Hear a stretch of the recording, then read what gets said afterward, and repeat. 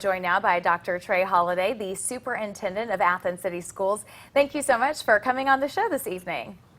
Thank you all for having me. Glad to be here. Right now, what are summer plans for your district?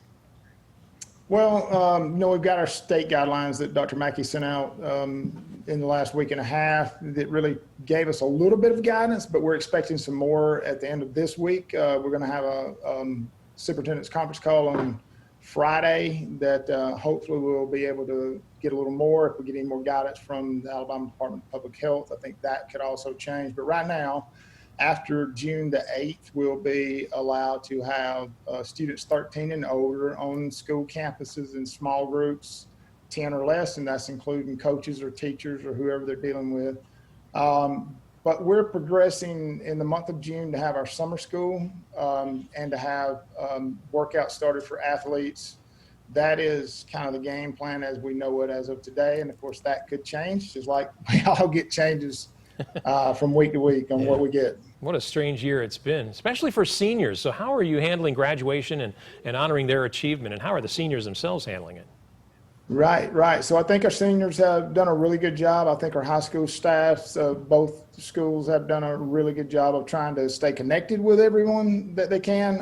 Most of our seniors finished up their schoolwork, 2 or 3 weeks ago. And so they have been concentrating once we got the guidance from the governor's office. We gave it to our school attorney who gave us some guidance of how to handle things. So we're going to have the venues set up where it'll look like a traditional graduation in a lot of ways, except for the social distancing. So we have traditionally had our graduation at our high school stadium. They are setting up the chairs on the field for the graduates at 6-foot distances so that they are all on the field. And then their parents or their loved ones that they want there, they're getting 5 tickets apiece. And we're actually set the stadium up the same way so groups of household people could be together, but they'll be separated, distancing in the stands.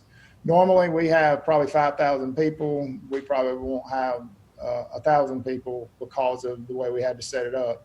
Athens Renaissance School, well, that's Thursday night for Athens High School. Athens Renaissance School is tomorrow night in our new theater at Athens High School. They have about 40 graduates, and those 40 graduates are set up with their families. They have 6 tickets apiece, and they're allowed to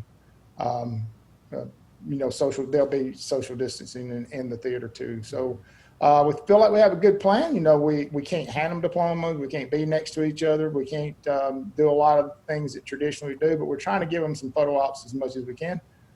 So that's been good. Our high school had a drive-by to hand out caps and gowns this past week, and all the teachers were there cheering, and I think our seniors, I saw it on social media where they were really impressed to have their teachers, cheering for them. So we've done as good as we can.